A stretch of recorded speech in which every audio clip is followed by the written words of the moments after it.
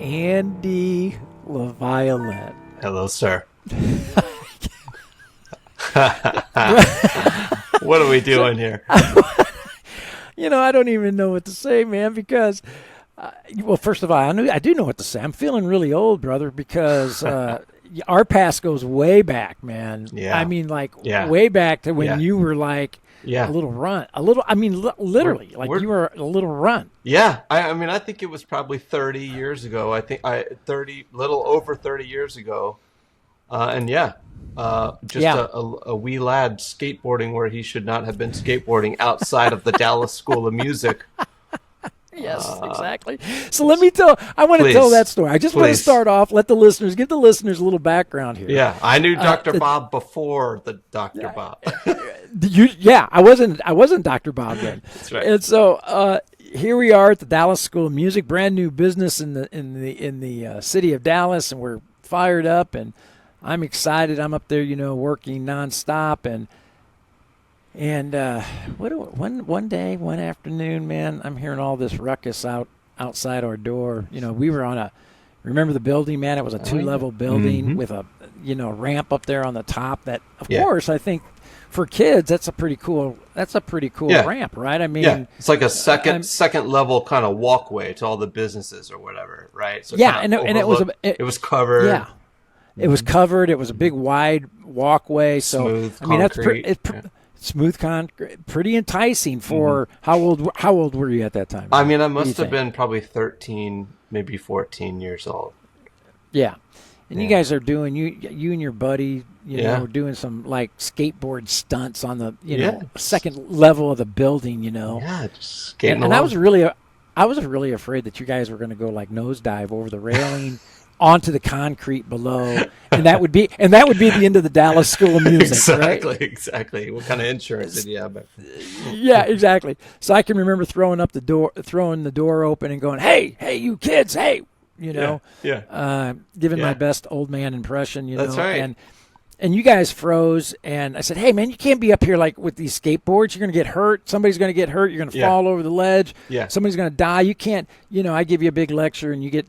And I get done, and I expect to hear some response from you like, man, I'm so sorry, man, And what was cracked me up, man, you looked at me and you went, what do you all do here? And I said, we teach music. And you went, do you teach guitar? Yep. I said, yes. He goes, oh, man, what do I got to do to get guitar lessons? Yep. I said, man, you got to have your mom call me. So immediately, I went from grumpy old grumpy old man chewing you out to now director clients. of the Dallas. It's our new top of the funnel onboarding system here. Skateboarders. So it works. So anyway, lo and behold, man, your mom, bless her heart, sweetest lady on face of planet Earth, gives me a call that week and wants to get you enrolled in the Dallas School of Music. Yep.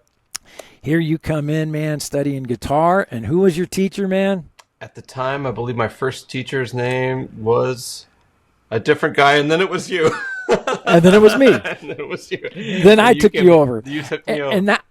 And now here's what the really scary thing is, man. Yeah. Now I'm teaching your daughter. My daughter, my 17-year-old daughter. Who is actually older than you were when you started with me. Right. And so now I'm feeling incredibly old, man. You're looking great, though, man. I mean, hey, you got to share with the listeners your secret sauce here, buddy. I think you got a whole separate podcast on healthy lifestyle living here, man. Oh, man, I appreciate that, brother. Yeah. So, well, I'll tell you what, it's music. I'll tell you what. Yeah, man. It's music, man. Yeah. Music keeps you young. It's fun, right? Yep. So anyway, here we are years later, right? Yeah. So you go on. I won't steal your thunder because I want you to talk about it. But you go on to get your degree from the University of North Texas, that's right. Which I make no bones about it. It's the greatest jazz program in the world. Yeah. Not the United States, in the world. Great stuff.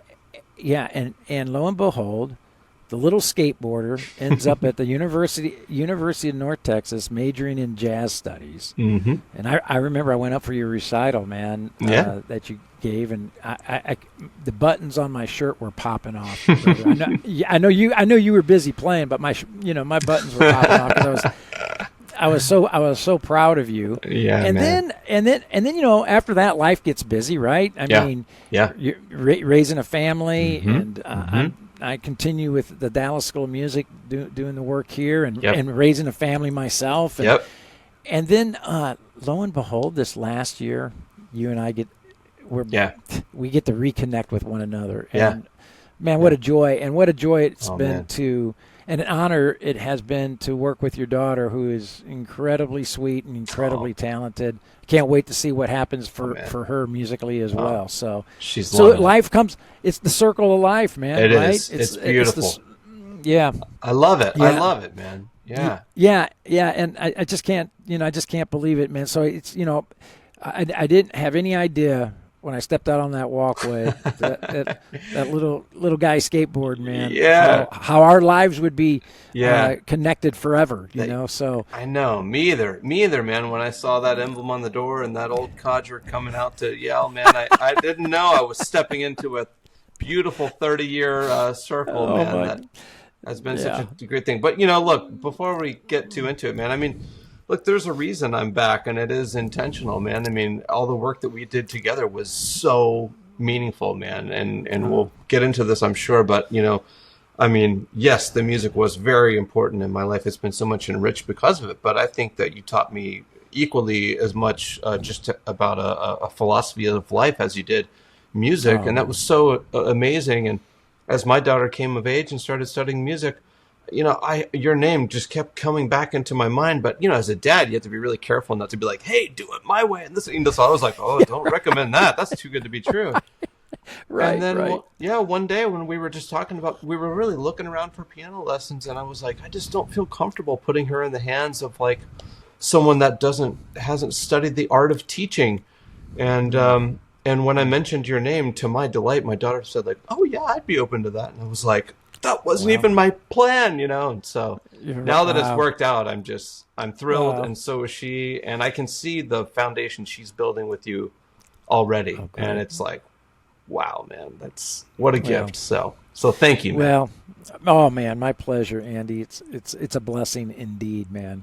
So look, you know what I want to do? I want to turn the mic over to you, and I know so much about you, but I know there's so much about you that I still don't know. Yeah. So even with our long relationship, what I'd love to do is turn the mic over to you, and I want you to kind of, give the listeners, give us a kind of an outline of your life, man. How you got into music, your siblings back. I'm not even sure about all that stuff, So absolutely. I want you to talk about your musical journey, and then we'll get into your professional life, and we'll talk about jazz and jazz studies and all that kind of stuff as well. So listen, I'm going to shut up, and the mic is yours, my friend. Amazing. It's all yours. Amazing. Well, I'll give you the rundown, and I'll try to keep it brief. And if you have any questions, then I'll feel free to interject. But I'll say that my musical life generally started, with my grandparents showing me the ukulele and guitar at a very young age, because they were musicians and they played and they taught me how to, tune a ukulele. My dog has fleas, like stuff like that, right? Yeah, sure. But I could never really play anything. There were pianos in the family, stuff like that, but I could never play. But I always thought it was cool. And then I remember one day when I was like 13 or 14, I think on the Arsenio Hall show, there was a young guitarist who was about my age. I think he was 13 or 14 at the time. And he was playing blues guitar. And he was like really good. And he sounded like professional. And I remember being right then, that changed my life, because I felt like, okay, man, age is not an obstacle. Like, it's possible to sound that good, And so got super into it. Used to make little music videos playing with tennis rackets as guitars and whatnot. And that was right around the age when I met you. Up until that point, I had just worked on something called Larry Little's Learn Guitar on VCR Volume 1. and learned some just like, here's where you put your fingers to play the cowboy chords and things like that. Yeah, right. It was actually a really, really helpful start, but yeah, I knew I needed someone. So I found you. And then, and we said this in the beginning, I did have some guitar teachers beforehand, and they just at the Dallas School of Music, and it just wasn't the right fit. And I think that maybe they weren't really in line with like your style of teaching. And so you felt bad, I guess, or out of the goodness of your heart, you took me on as a student. But I knew that you were a piano player and I was a guitarist, and I was like, where do I put my fingers? And I remember lesson 1, you explained to me how music is deeper than just the instrument and knowing where to put your fingers. You had to have an understanding of music. Yeah. And one of the first things we talked about was the circle of fifths. You drew it on the dry erase board at the time and you started explaining it. And I remember like digging that, also being kind of concerned, but like digging that, and so long story short, we go through all of our amazing years together from that age 14 and on to college age studying. And everything that we were doing was building a really deep musical foundation. And frankly, there was a lot of like the kind of technical side that we were sort of figuring out together as you That's right. go. That's exactly right. That's right. That's right. 100%. And so I felt really confident as understanding music theory and jazz theory, but not the most proficient in how to execute that technically. Right. I tried out for jazz band in high school. I told my daughter this story. I went and I played the audition. You helped me audition, and I think I got it to a really great place. And I went, but part of the audition was sight reading, and it was a Jack Peterson solo. And it was like unnecessarily hard. Jack Peterson is a guitar player from many places, but he taught at the University of North Texas. He was like the guitar head there. Oh my gosh. And so there's like this crazy jazz solo for like that someone at my skill level had no business even trying to learn over a period of months, literally in sight reading. So I was just basically silent during that portion of the audition. Other than that, everything went okay. Like sight read like chords Right. and like played some basic melodies, and that was it. I sounded young, but I was like, yeah, I can play. Yeah, right. Not well, but I could play. And so then I left, and then and I got a call back, and I went back the next day, but at that time I didn't understand that a callback was a positive thing. And I remember like looking in the little window of the audition room and seeing all those guys, and like the band was good back then. They're like playing Cherokee and like burning through stuff, Wow. 210, and like they were a good band. Wow. Yeah. And I remember looking in there and having been so embarrassed that I like sat through in silence on that part that I chickened out and I walked away, and I didn't go back to that audition. And so I didn't get that high school experience of playing in a large ensemble. So my only playing experience in a jazz setting were the opportunities that I had at the Dallas School of Music, playing in groups up there and in duos with you and stuff like that. Yeah. So for whatever reason, when it came time to decide to go to college, which I decided where I wanted to go, basically like the May of my senior graduating year, just like, I think I'll try to apply some places, see if I can figure this out. I knew I was right. That's so you, man. Right, That's I so know. you. Yeah, just flying by the seat of my pants. I was a very free-spirited individual back then. We'll just leave it right there. That was awesome. But I actually tried out, or whatever you call it, like applied at the college down in San Marcos, Texas, Southwest Texas State, or something Southwestern like that. Texas State. Yeah, that's right. At that time, yeah. And because I kind of knew my shortcomings as a musician, I was like, oh man, well, I dig music. Maybe I'll be like a studio engineer. They got a good program. Well, man, applied. Grades weren't good enough. Didn't get it. So I don't know exactly what happened, or if I got an official rejection letter, or if it just didn't work out, or maybe I needed a scholarship. I don't know what happened, but it didn't work out. And so I was like, man, like maybe I should pursue this music thing, like this is something I really care about. And so I went to the University of North Texas, and I got in on stipulation that I took some study skills classes. So my freshman year, I'm taking study skills classes to make sure that I got the grades that I needed to get through. Oh my gosh!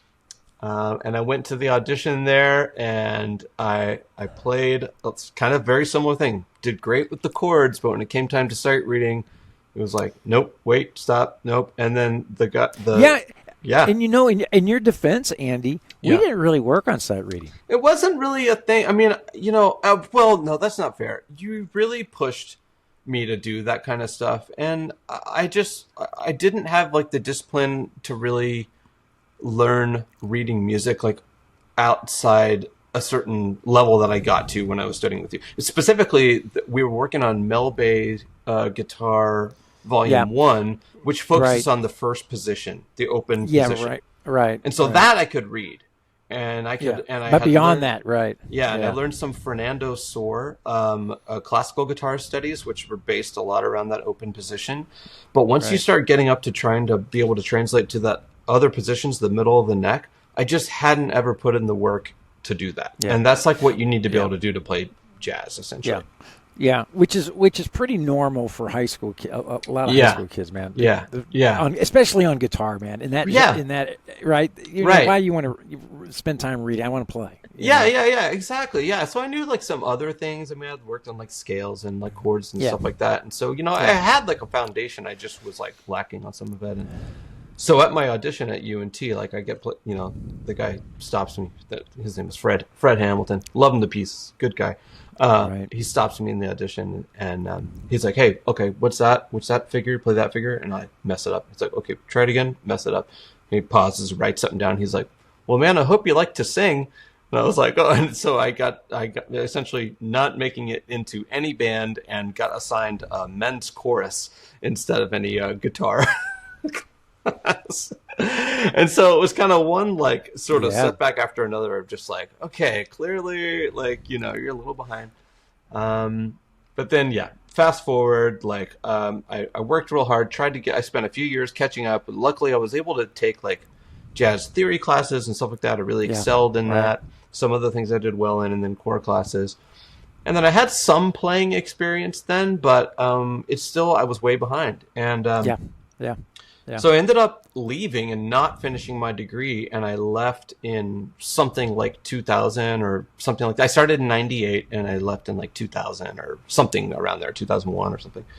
And I just played like in my college jam band kind of thing, kind of like Fish, Grateful Dead kind of sound, right? Right. Which was perfect for me at the time for what I needed and just life. And we had a great time and many adventures and whatnot. And I worked in a restaurant at that time, and I started out washing dishes and waiting tables, and then I eventually became to manage that restaurant. And I tell that part of the story because at that restaurant, I started booking the jazz at that restaurant. And so I'm playing in this like jam band, rock band, still wanting to like pursue jazz, but like I had no professional training anymore at that time. I was just experiencing on my own. But then through booking jazz at this restaurant, I kind of became known as the local guy of like, oh, like, it's good to know that guy because like he'll get you the gig that everyone wanted, just because it was like a scene. It was like really popular. It was a fun vibe, It was like the old days of jazz where it was like jazz was a party, not like a sterile clinical thing. It was like, great. And so during that time, that is essentially when I met people that would eventually form the band called Snarky Puppy, because I would book them at that restaurant.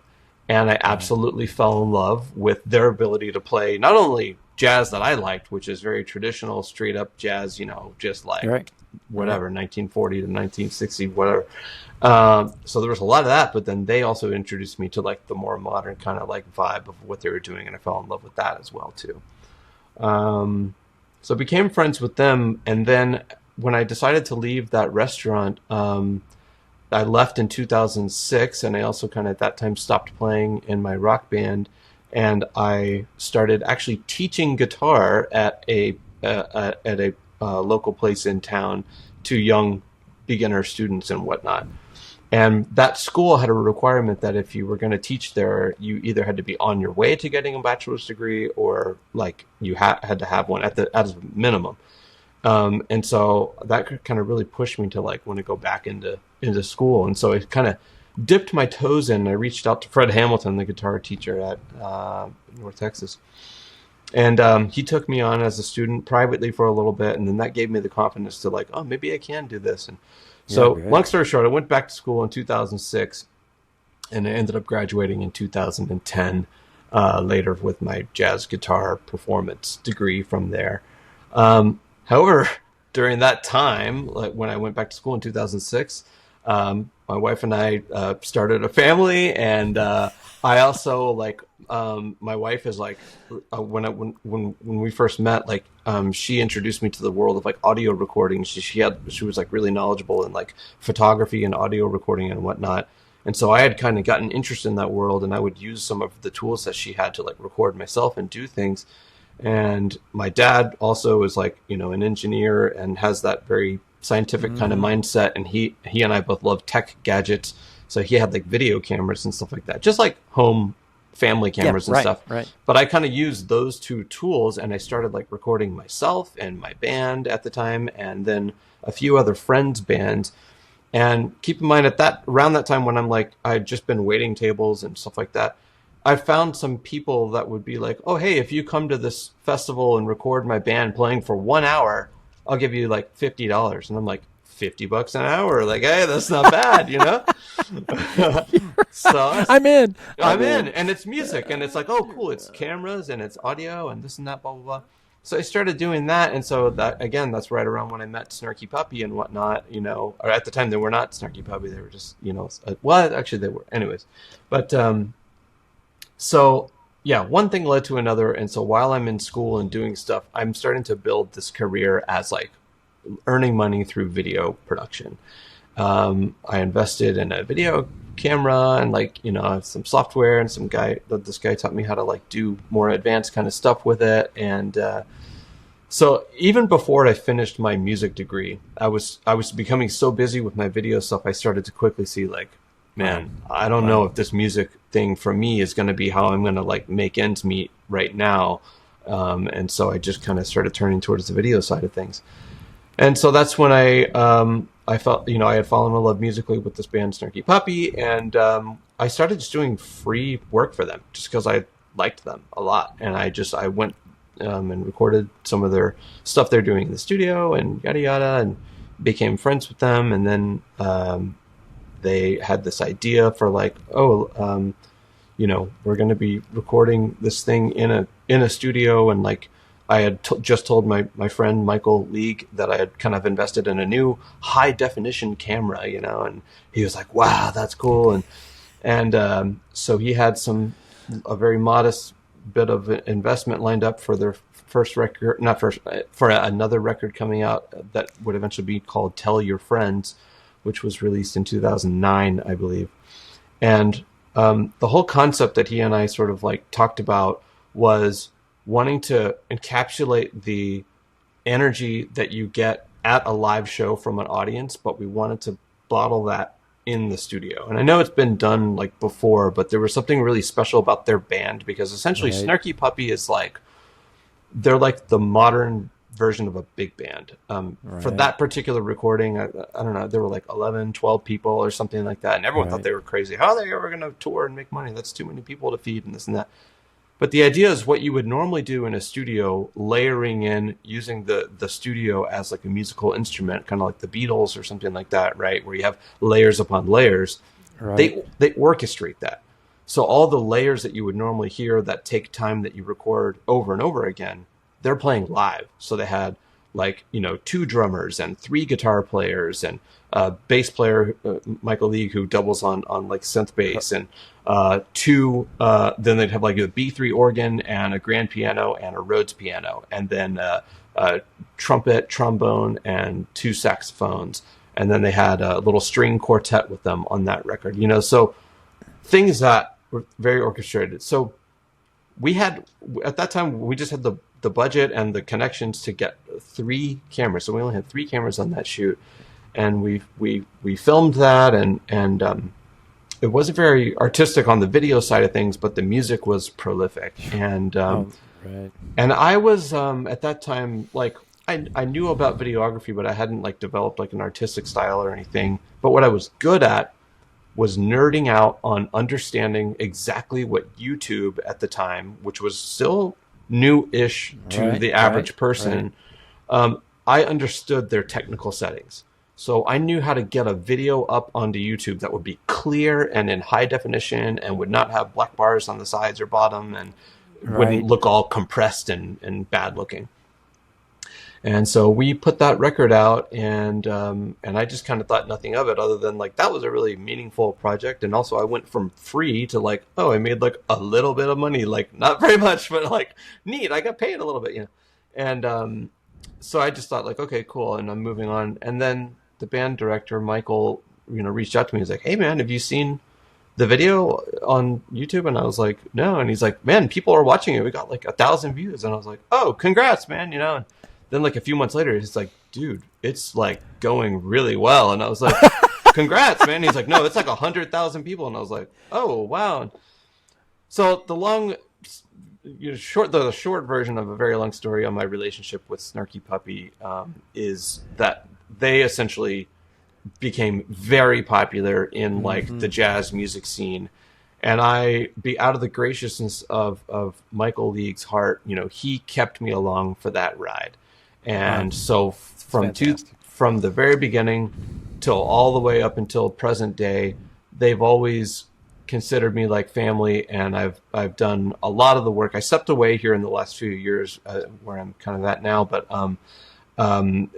they've kept me along the entire time, given me every opportunity. I've filmed several records with them now, and as a part of that, they've introduced me to a slew of other world-renowned musicians and just amazing people. And so I've been sitting feet away from some of the most meaningful musical experiences of my life thanks to that band. And so as that was a really rewarding, amazing experience, you know, I grew to love that group of people so much that I found a little bit of personal conflict in the difficulty of essentially working with my friends, you know, because the people they would introduce me to, oftentimes they're like just starting out and trying to get their thing going. And it's hard to look at someone that's really just starting out and have to build them what you need to build them in order to keep my business going. And yet they might be calling me or utilizing me just because I'm the guy that worked with Snarky Puppy. And I'm like, right.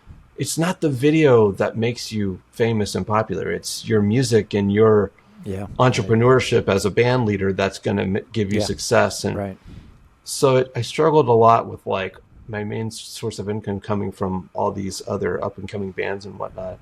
And so around 2017, a friend of mine in town let me know about an opportunity where a company called Shutterstock was actually hiring a video editor that would work locally in a Denton office where I live. I live in Denton, Texas. And that was like unheard of and strange because I was like, why would a job like that be opening locally in this small little town, right? And I was quite nervous about it, but I ended up taking that job there. And long story short, I've been there since 2017. It's been very fruitful. I've had a really meaningful career and kind of like pivoted and changed several times in my role there and kind of been promoted through the ranks. And so now I'm at this really great point where I'm very thankful to have a great job there, working with really talented people in video and music production. Right now I'm buying commercial music for the company. I'm working with a team of producers, and it's really cool. But yet that job still gives me now the time to be able to work on certain projects that are meaningful to me. So my wife and I still run our company, Mr. Magic Carpet Ride Productions. And we take jobs that speak to us one way or the other. And so we're still operating, still filming, and that's where I'm at. And so the last, I'll tie all this up with, so I spent a lot of my later years not playing music professionally, although that was a big part of it, and I didn't talk about that. But I had this kind of thing of music being something that I had taken what I consider to be pretty far. I'm no virtuoso compared to many of the people you talk about on this amazing podcast, but you know, I can play the basic stuff. And so what has been so meaningful to me is that as my daughter has gotten older, that musical training has now served so much more of a meaningful experience than I ever thought it could have where I've been able to help her learn music. And just very organically, since she was very young, she's always been really interested in it. And we always just did it for fun. I never pushed her to take lessons or anything like that. And she found her own path through playing violin and then being a singer in a Broadway style kind of thing. And then she started playing piano. And now here we are, and she's studying with Dr. Bob and getting ready to go to a 5-week jazz camp at Boston and Berkeley this summer. So it's like, that's fantastic. Wow, man. Wow. So it's been a ride.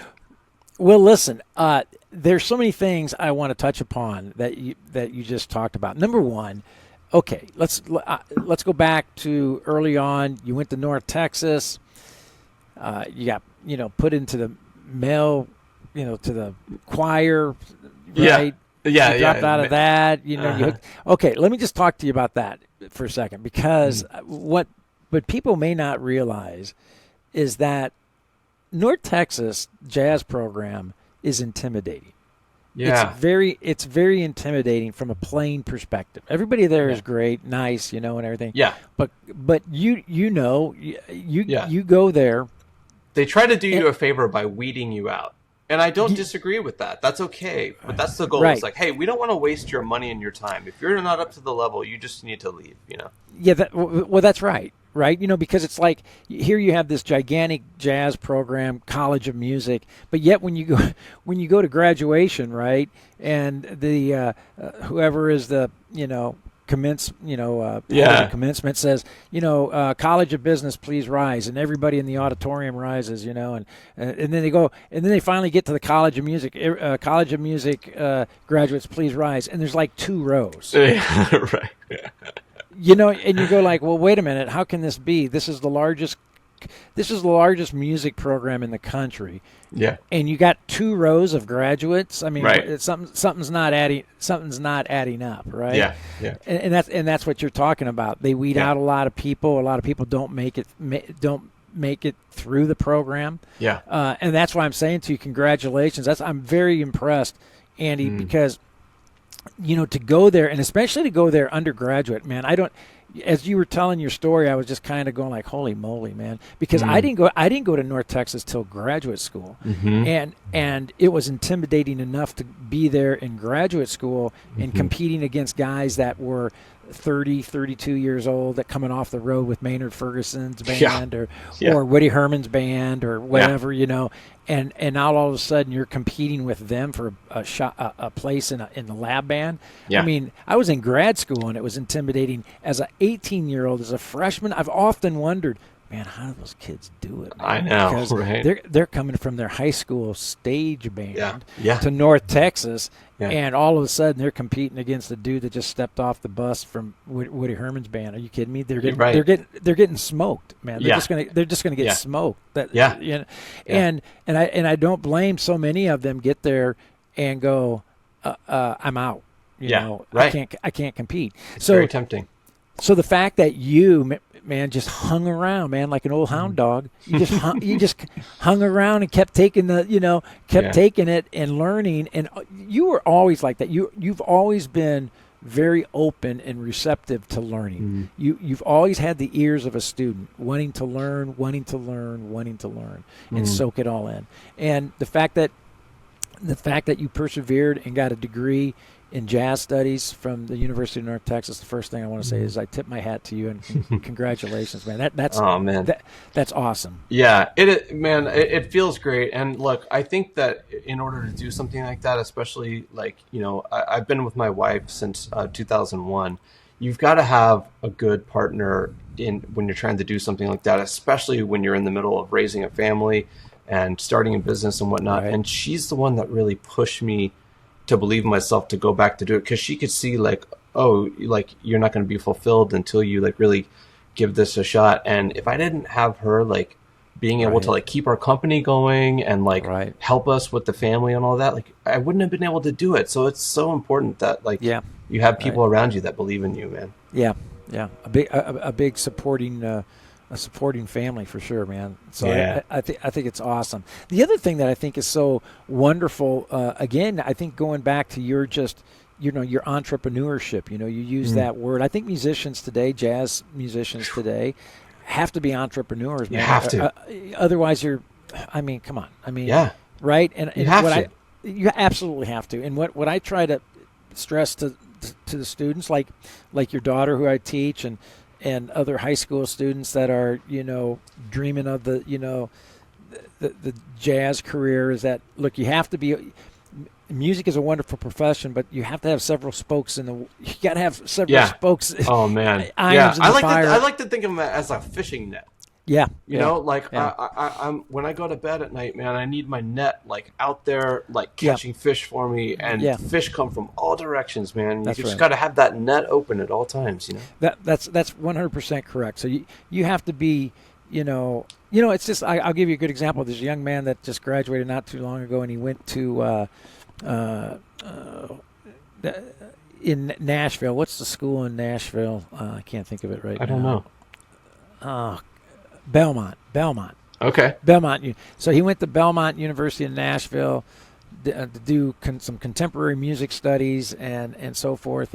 And he gets there. I'm so proud of him, man, because he gets there. And the next thing I know, man, he's in the studio working soundboards, for country musicians, doing recordings and working country music awards and everything. Yeah. And so his jazz journey has taken him into areas that he never thought that he would end up, but he was open to them. And man, he's kicking it, man. He's doing fantastic. Right. Yeah. I mean, I think what I've learned throughout my life, at least for me, the most important takeaway is that music is something that I've always wanted to be an internal fulfillment for my own enjoyment and happiness in my own life. Yeah, right. And it's great if you want to do that and have that be your profession and how you make money. But like, to me, it's always important that it's just something that you enjoy and love. And oftentimes through studying music, you might find another avenue, just like the case that you mentioned with your student, and including myself, where we find a new path that we would not have found if we had not immersed ourselves in music, because when you immerse yourself in that culture, you meet so many different types of people with different paths and opportunities because of it. Right. So, well, and you've seen firsthand in your own professional career and how it's unfolded for you. You've seen firsthand how, being a musician, understanding music, being able to speak to musicians, talk to musicians, use the language, musically speaking, as well as, verbal English, right? Yeah. How important that is and how it's benefited you, because you're one of us, right? Yeah, You're one of the musicians. You're part of the fraternity. Yeah, right? and I think that's why in my particular career, to be honest, I tried to break out of being pigeonholed as like the music filmmaker guy, because I'm interested in other types of filmmaking, but I've never really done a whole lot of that, outside of my music stuff. And I think the reason why I keep getting called for the music stuff is because I can communicate with the musicians I work with in a very literal way that 100%. It's like, I understand why we need to be pointing at this right now instead of this, or blah, blah, blah. Right. Which is why I got into it. Someone came out and filmed my band, and I remember the footage was really beautiful and awesome, but like the cameraman was like pointing at the bass when there was a piano solo, and I was like, come on, man! I was like, let me just do it myself, so it's like... Oh, that's funny, man. So I want to talk a little bit about your production company. Yeah. Give me the title again, because Mr. Magic, Mr. Come on, man. Exactly, right? It's terribly complex and so silly. It's Mr. Magic Carpet Ride Productions. I often just say MMCRP. However, my website is different because that name was too long, so it was just, my website is Mr. Magic Productions. Business strategy, I don't know. Big fail, man. Whatever. Just like people don't find me because of my website. Yeah, don't change a thing, man. I want to brag on you for a second because, man, dude, the work that you're doing, and I encourage all listeners to go to the website, MrMagicProductions.com. Yeah, that's it. I got it right. You got it right. MrMagicProductions.com. I'm telling you, Andy, the work that you do, the video work that you do and the audio work that you do is stellar. It's absolute. It's gorgeous. It sounds amazing. It looks amazing. When I first went to your site, I was mesmerized, and I ended up I think sitting there watching all your videos and just being blown away with what you're doing. So talk to us a little bit, man. Just talk to us a little bit about what you're doing there. Yeah. Some of the projects you've been involved with. I think it's fascinating. So please. Sure. Yeah. I mean, through my time with Snarky Puppy, I've been introduced to some really special people. We worked with Snarky Puppy, Charlie Hunter, Bocante, Banda Magda, David Crosby. Just a number of people, that just are really special. So while I am excited sometimes about the work that I do, I really think the shining moment is the music. And so what I'm lucky to be able to say is that my book of work is I think fun to watch because of the music. That being said, I mean, what I seek out, what I like the people I like to try to work with are people that are wanting to record themselves playing live music. Now, live can be in the studio. It doesn't have to be in front of an audience, but I'm more interested in capturing something that happens in a moment with people organically reacting to one another. And it's my job to capture that and to have as little influence on what they are doing musically as possible. I never make decisions that prioritize the quality of the video or the video angle over what the musicians need to be doing. For example, musicians need to be able to see and hear and communicate with one another very clearly. So we can never obstruct an eye line or have a piece of gear that gets in the way, or we can't ever orient the band in a way where like the drummer and the bass player can't see each other. That's just one random example, right? So that's where, and then I have to say, secondly, the sound is usually always done with a partner of the band. So the band will be like, okay, they find the sound person, and then I partner with that person, and then we make a project together. So I've developed relationships with a handful of engineers over the years that understand what we're trying to do, and I understand what they're trying to do, and so we come up with little compromises to make it all work. So yeah. Wow, it's fascinating, man. It's fun. Oh my gosh. Well, you know what? I'm going to tell you, you can tell that it's fun. See, I think that's the greatest compliment that I can give you, is that in watching your videos and the recordings, I could tell that there's much more there behind the camera than just a gig. Yeah. Job. Oh, totally. These are not jobs. Yeah. They're just meaningful experiences, man. There's no question about it. And anyone watching and listening will pick up on that immediately, that there's something special going on here. There's something very special going on here. Yeah. So my hat's off to you, because that's communicated, man. That's communicated through your work. Awesome. Through the product that you produce. That's awesome. So I can't say enough good things about it, Andy. It's fantastic, man. Thanks, man. So where do you see it? Where do you see all that going?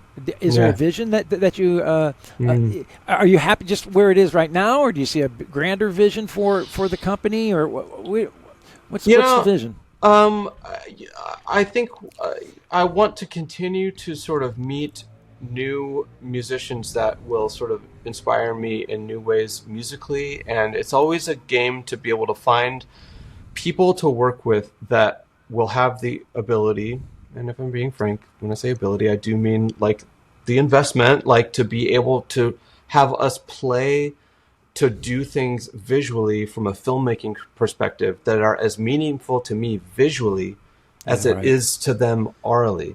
Because that's where I think the magic is on some of my favorite projects. Snarky Puppy is a band where I've done some of my favorite work, and those would be the album Silva that we did with the Metropole Orkest in the Netherlands. So we filmed a full symphony orchestra as well as Snarky Puppy, and we just had all the tools we needed. And then the last record I ever filmed with Snarky Puppy was an album called Family Dinner Volume 2. And it's just a delight. And so essentially my hope is to be able to do more of that to a certain degree. I mean, I say that all those things took so much planning and time. There's a happy balance where it's like, cool, like it's fun to just meet people that understand what it is we're trying to do. We want to bring out the music through visuals, and it's fun to be able to like prioritize both sort of equally.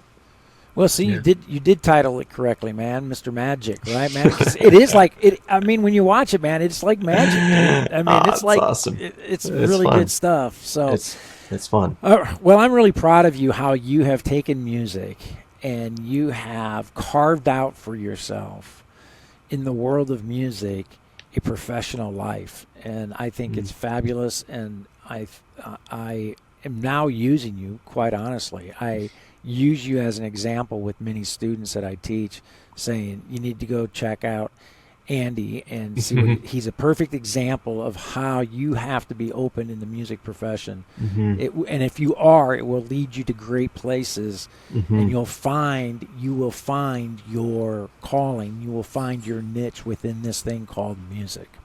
I agree. And I think if you pursue something that you love, that makes you happy, and you care about the art of what you're doing a lot, then the career aspect of it will just take care of itself later. That's what I've seen with the people I work with, and that's what I try to do myself. I try to just work on things that have artistic value and meaningful or meaning to me. And the phone will ring after that, hopefully. That's awesome. So, okay, man, now let's shift gears here a little bit and let's turn our attention to jazz studies and jazz education, playing, developing our skills on our instrument. You know, as you mentioned, you're a guitarist, and here you are on jazz piano skills. But, you know, when the study of music, right, really, quite honestly, in the study of jazz, regardless of whether you have a guitar in your hand, a piano under your fingers, a horn in your mouth, right, there are certain things you need to understand about the art form, regardless of the instrumentation. And that understanding then governs how you approach practicing the art form on whatever instrument it is that that is your voice, right? So I want you to talk a little bit about what, you know, when you got to North Texas and you were in the, it was obvious to you that you were going to actually then pursue and earn this jazz degree. What were some of the challenges that you had to deal with in terms of the study of jazz, how you approached practicing it, the hurdles that you had to jump, some of the frustrations, some of the victories? Kind of, if you can kind of just share with us a little bit about your insight. Yeah, absolutely. There's a lot of mixed guidance, and that was a big point in maturing musically, is like knowing and choosing what it is you are going to prioritize practicing on as what you think will be helpful. For me, I was technically catching up to everyone. And I think as a guitarist, where things started unlocking for me is before I could make it into any one of the lab bands at North Texas, I had to take an intro to jazz guitar class taught by Fred Hamilton. And he had this really great exercise of playing the 2-octave major scales, and you would play the same major scale in 6 different fingerings. And so essentially it highlights the specific challenge of music technically on the guitar. Whereas on piano, we have one middle C. On guitar, we have 3 or 4 or something, right? You know what I mean? So there's many different ways to play like one thing, essentially. And I'm gonna let my dog out before. Hey, no worries. Who let the dogs out? Hold on. Yeah. I'll sing while you're. No, I'm not gonna sing while Andy's gone. So, but anyway, while he's gone, I'll take this opportunity to say how important it is as pianists to listen to the perspective of instrumentalists like Andy as a guitarist or horn players, because we can learn so much so much from them about how to play the piano by listening to how they approach their instrument. So anyway, Andy's back and letting his dog. Okay, so go ahead, man. The real breaks of life. So I won't go like too into it, but I can essentially say like let's C major, for example. It's kind of like on guitar. It's like I have a 1 2 4 1 2 4 1 2, blah blah blah, and then you do the same scale 2 4 1 2 4 1 3 4. Yeah, right. And then the same scale 4 1 3 4 1, blah blah blah, and so on. So it sounds the exact same pitches, but you're playing it in different places on the guitar. Yeah. So that was the journey of beginning to uncover just how much work I had kind of ahead. And what I would call that on piano, right? Certainly from a piano perspective, right? This is about learning shapes. That's what that's that's exactly about learning shapes on the guitar. Is what you're talking about, right? Yes, yeah, because you have to develop a vocabulary within each of those shapes and to know when each shape has its own relevant time, that it has a reason for being the chosen shape that's going to get your sound out. Right. So I think that was really the key for me. But then all of that, thankfully, I feel really built on the foundation that you and I built together. Well, you built and I just kind of handed you the hammer and stuff like that, but made tea and sandwiches, of chord tones. I loved going to the University of North Texas and understanding like the importance of the knowledge of like chord tones and chromatic approachments to those chord tones and good rhythmic feel. That's it. Like that's all that really matters. And so essentially for me, it just became a game of like, okay, cool. Where are all the chord tones, like the arpeggios and stuff like that, like within all these new fingerings that I've found, and how can I apply all the stuff that Bob has taught me using this new roadmap on the neck of the guitar. And that's what I worked on. Yeah. Well, and I'm glad you brought up chord tones, because we tend to, and I say I'm talking about jazz teachers for a second, not jazz students. I'm talking about jazz teachers. Jazz teachers tend to at times make the study of jazz much more abstract, much more complicated, much more difficult than what it is. What it is. I'm talking at least conceptually, right? I understand there's the physical aspect of developing your skills on the instrument, whether it's the piano or guitar. But look, when it comes to improvising, right? Yeah. And you're talking about chord tones, Andy, if you have a C major 7, why not jack around with the notes C, E, G, and B? Can you? Can you play something musical with the notes C, E, G, and B? They're the notes of the chord. Can you do that? Right.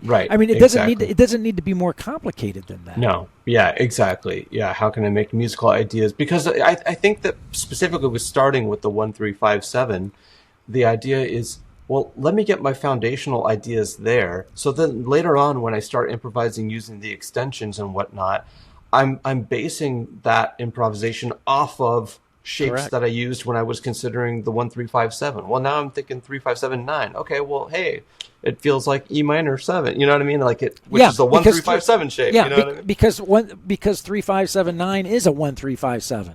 Yeah, exactly. Yeah, exactly. You start to see it as all the same, Right. So if you learn your 1-3-5-7s, you now know your 3-5-7-9s, you know your 5-7-9s 11s, and you know your 7-9s 11s and 13s. Yeah. I mean exactly. So spend time learning 1-3-5-7 and get real good at it, and then we'll start moving it around. Right, exactly. And I think that you really start to learn that later on as you kind of get a little bit more experience, that you can start to rely on these older, very familiar shapes to make new sounds. Like, for example, if I'm playing C major 7, I might play like a B minor pentatonic, and it's like, that's going to be pretty hip, like that'll get me there. It's going to be very hip. Yeah. So I always teach, I think you and I've talked about this with your daughter, in her lessons, I'm always talking about it's simple arithmetic. Jazz is simple arithmetic. It's 4 plus 3 plus 5. So you have your 4 chord tones, 1, 3, 5, 7. You have your passing tones, the 3 passing tones, which now you have the scale. Yep, exactly. And then you have the 5 notes that reside outside the scale or the key, which would be your tension tones or your half-step approachments. Yep. So you should actually learn to develop and study it. Always study harmony from a 4 plus 3 plus 5 perspective. Yeah. And if you understand that conceptually, then that will govern the way you actually practice. You should actually practice in that sequence as well, right? And then, and then what you learn, and I've already started prepping your daughter on this, right, is what you learn is that the third that makes up all our harmonic shapes. Yeah. The third, right? Right. The third contains everything we need to improvise. You have arpeggio motion from the 1 to the 3, or from the 3 to the 5, or from the 5 to the 7. Arpeggio motion. Right. You have the passing tone between that arpeggio motion, which now we have the scale movement, and then you have the notes outside within the third that create the tension. Right. So you have arpeggio, you have scale, you have tension. Yeah. Right? Yeah, exactly. And your job as a student, my job as a student, is to understand that conceptually and then figure out a way to actually to do it in a meaningful way, practice that, right? Yeah, right. So that it becomes muscle and oral memory. Exactly. Yeah, and I think for me, because I spent so many years trying to play catch up, I was very timid on practicing that with another human, and I feel that the most advancements in my own journey was when I finally had the courage to start asking my peers if they wanted to get together and play standards together and do things, because I would learn things from them, and I would be able to learn sort of like in real time, like what it meant to try some of these things. Now, when they weren't available, I'm also a big believer in I had a pedal at the time where I could comp an entire chorus of something, and I know there's many different tools right now, but I like comping for myself because I want to know what it's like for the other person, to be dealing with me, right, and so that was what I would do when I was by myself and practicing, is I would comp through something and then improvise over that, and I found that to be really helpful. Because I know you're a lot younger than me, but you're old enough to know that there was you grew up at a time when the technology wasn't there that's there today, right? Right. I mean, I think about like all the software applications like iReal Pro and Band in the Box and GarageBand and different things that people are using. Holy cow, that stuff wasn't, the hippest thing we had in my day, which is still hip, but it was the Jamie Aebersold recordings, right? Right. But the only problem, man, I would always buy a Jamie Aebersold play along, right? And I'd buy the collection, 23 standards, and I go like, man, I got to get that right. And the first standard would be, I don't know, it'd be something like There Will Never Be Another You, and I'd get all excited. I put the needle on the album, and all of a sudden I'd hear 1, 2, 1, 2, 3, 4, and I go like, whoa, holy cow! Right. Whoa, man! I feel like I can't play that fast, and you can't slow down a record, Right. So that was always a challenge when I was growing up, but today, with the technology, wouldn't you encourage students today to take advantage of that technology to be able to practice 100%. Yeah. Like I think that there's value in practicing with a metronome just by itself, but I think there's a huge value in like what those types of programs offer, and just handing you a rhythm section and like letting you, as you say, change the speed and hear like really great comping behind it. Like, wow. Change the tempo, change the groove. Key, everything. Yeah, it's crazy. Oh, yeah. Or how about this? Just use the play along. Don't even play. Sit in the chair and listen to the changes. Right. And hear the changes. Right. And say to yourself, that's a 1. That's going to a 6. That's going to a 2. Yeah. Right? What great ear training. What fabulous ear training, right? It's amazing. So okay, so you started doing your chord work, your your chord tones, your half-step approachments, create some tension, developing some vocabulary and language for improvising. What did you feel like was the tipping point for you? What was like where you said to yourself, man, I'm actually a jazz guitarist? I don't know if I ever said that, but yeah. No, I don't. Yeah, for me, it feels like when I had a lesson with someone where they helped me understand about like how to straighten out eighth notes, depending on the tempo. Yeah, right. And I started to feel like for the first time, now I started sounding a little more like what I'm hearing on the record, and it was that certain something that I was kind of missing. So it's that, and then I think as I became more technically proficient, getting to a point where I was stopping trying to play like my exercises and more just being able to let go a little more and tap into like phrasing, and like leaving space so that I could like really think of like musical ideas that were like reacting in the moment and giving myself time to like breathe and absorb. I felt that was a big thing. And when I would play out, I used to play like coffee houses and stuff. I mean, I played jazz gigs and stuff around a lot of different people and stuff, but I loved like connecting with the audience, and like sometimes phrasing is a really great way to do that, because it helps you absorb the vibe in the room and the audience, and it helps to make sense out of your soloing, so that, or any kind of improvising. Yeah. So the audience kind of can follow along and understand, I think, more meaningfully. Yeah. Yeah, a couple things on that, right? And you've heard me say this, that, if you're playing an exercise and it sounds like an exercise, then you're not playing it correctly. Yeah. Right? I think those things are great launch points, right? They inspire our minds to get ideas of melodic or maybe not just, they inspire us to get ideas. Yeah. But yeah, it's good to be able to just kind of let go and just like listen to your mind. And now I'm going to let my dog inside. So count to 10. What kind of dog is this, man? This must, my mutt stays outside all day. I don't put my mutt doesn't come in. See, you spoil your dog, Andy. My dog Goober stays outside, man. I don't bring him in or out. Goober's on his own, man. He's got to, should probably take a note from that. My dog will. He barks loud. So. Here's something that I'll throw out that I think is important too. We always, when we talk about studying jazz, whether it's on a guitar, whether it's on a piano or a saxophone, I think the first thing that always comes to mind, I think for everyone, is they think of jazz and then they immediately think, improvising. Yeah, right. Right, like as if they're synonymous terms, jazz and improvisation, same thing, right? Mm-hmm.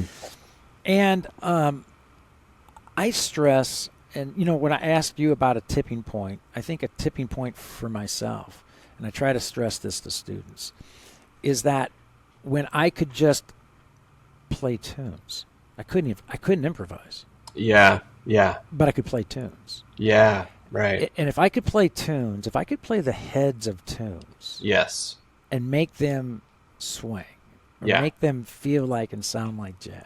Yeah. And I could play the changes and I could play heads.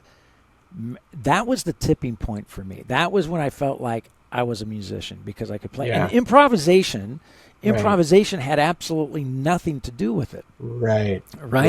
And I had a teacher that used to pound that into me. He used to say, Bob, look, man, if we can't play this head, if we can't play this tune, and make the melody swing, and lock into a groove, right? I mean, dude, we don't even need to be talking about improvising. Right, yeah. You and I worked on that early on. Because you I remember we played Sunny Side of the Street. Yeah. And you really got me to understand, like, oh man, those notes on the page, that's like just a reference. Like, just play it how you feel it, to make it kind of sound like that. And that, I think that really helped. Yeah, sing it. That made such and that's what we were practicing. Yeah. Had a big effect. So I would, again, I would just encourage listeners, and I think you would concur, right? Man, play heads, play tunes, play heads. Yeah. Don't worry about I know improvisation is kind of like the cherry on the top. Right. It's like the cherry on the top. Yeah. But keep it as the cherry on the top. Don't make improvisation the study of jazz. It comes, right. But jazz is so much more than that, right? I totally agree. And I don't know if you would agree with this, but actually one thing that was very meaningful to me at a turning point in my own studies was trying to memorize tunes. So I had a teacher in college that challenged me with try to memorize like 100 standards. Right. And I remember thinking that was just crazy, but over the course of a couple of years, that's what I did. And when I would go to gigs with my friends, I had a notebook that just had written down all the standards I had memorized. And that was a good way to go. But I think the reason why he wanted me to do that and why I got something from it is I felt that it gave me more time and attention to mentally force myself to really have to know the music a little bit more deeply. And I started to be able to understand function a little more deeply because of that. Yeah, and that's really where the memory comes in. The function. Exactly. Because you're going 2-5-1. Oh, exactly. 3-6-2-5-1. Oh, now I go to the 4, the 4 of the key, and so forth. And that's a flat 7 dominant. And exactly. So you start seeing all these progressions, all this harmonic movement, all this function that exists in every tune. Exactly. You start to see how it all repeats, and it's like, oh man, I got this. Okay. Yeah. I've told this story many times to jazz piano skill listeners and to the folks in the master class that I have on Thursday evening. I tell this story all the time about a pianist back home. His name was Warren Parrish. Fabulous, car mechanic during the day, Oscar Peterson at night. I'm not kidding, man. Literally, Amazing. like Oscar Peterson at night. Car mechanic at the day, Oscar Peterson at night. And when I asked him how was it that he knew so many songs, because he could play anything, right? Yeah. And I always tell the story. I say he looked at me like I asked him the dumbest question on the face of planet Earth. And he said, "What?" He took his little cigar out of his mouth. He said, Bob. He goes, "Bob, what are you talking about?" He said, "They're all the same." Yeah. And when I was 14, right? When I was 14, 15, that answer really confused me, because to me they were not all the same, right? Yeah. Every song had a Sunny Side of the Street didn't sound anything like Foggy Day in London Town. Right. I mean, what are you talking about? These are not the same tunes. These are very different tunes, Yeah. Yeah. But now, many years later, I realize, he wasn't talking about the window dressing. He was talking about the chassis in which these songs sit on. This harmonic movement, this harmonic function that sits underneath these melodies and underneath these grooves. That's what he was talking about. Right. And I mean, think about and that's the memory you're getting at. Yeah, exactly. I mean, think about just like bebop and like what they did with like contrafacts, right? You know what I mean? Yeah. It's like, hey man, the whole point is that the chords are the same. It's just the melody that's different. You know what I mean? Like sometimes verbatim. It's like, the same song. Like, 100%, 100%, man. So what? Before we wrap it up for today, what? Listen, you've had such a unique professional journey. What tips, what insights, what words of encouragement would you share with jazz piano skills listeners as they continue their jazz journey and their study of this tremendous art form? What tips and words of encouragement would you offer up? Yeah, absolutely. I think to always keep an open mind and keep searching and to absorb all the information you get, and then be able to curate what information is meaningful for your own journey and keep growing, and to remember that I think an art form is perhaps the most meaningful when it's equally as meaningful to you as it is listeners. I think it's a little bit of an easy way out to sometimes say like, I don't care if people like what I'm doing. It's meaningful to me.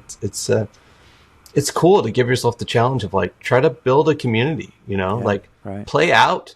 If you're very young in your career, go play some open mic night stuff, Nice. If you're very experienced in your community, like I don't know, give back to the neighborhood you live in. And if there's not music where you live in, start a jazz night, start a piano night, whatever. Go do a thing, like, connect, let people see the magic of like live music. Right. So musically, that's what I would say.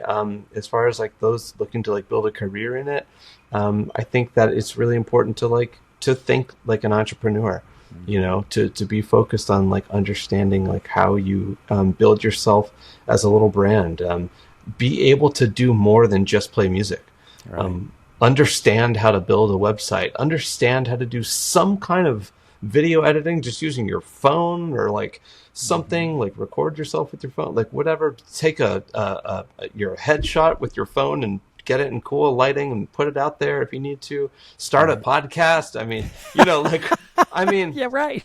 Man, like that's what I'll tell my daughter. Is just like, you're not gonna make it if you got to go pay someone for every right and left turn that you're gonna have to make. You got to figure out how to do it yourself, attract people, and if what you're doing is meaningful to yourself, and you think about the people that you're wanting to attract, and they find it meaningful, then you'll have a good career.